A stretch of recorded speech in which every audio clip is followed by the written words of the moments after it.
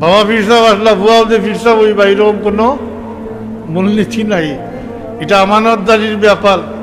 হ্যাঁ, যদি উপযুক্ত হই মাতই না, তা হইলে আমানতর লায়ক হন যদি, তাইলে এটা অটোমেটিকই আইব। এটা ঘোষণা দেওয়া নিজের থেকে ঘোষণা করার দরকার না, দায়িত্ব এমনিও বড়।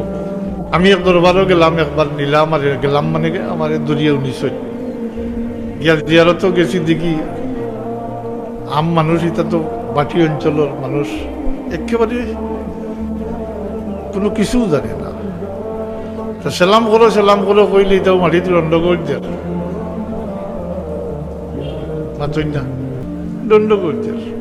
দেখলাম ধরে থেকে ওই আমারে যদি ওলা কয়ে সেলাম করো, তো আমি তো আঠি দিব কিতা করবো।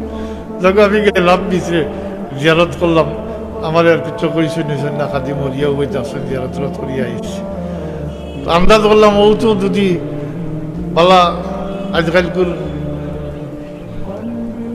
ইলা ক্যামেরাম্যান, তাকে যদি ক্যামেরার দিলে ইল আর লেখলো নেই 14 কোটা মাতই না, ধরাত করি ফতোয়া দিলে ইল নে বলে 14 কোটা। মাটিত খল্লা গোসাইলেও কিন্তু 14 হইতো না, হয় না।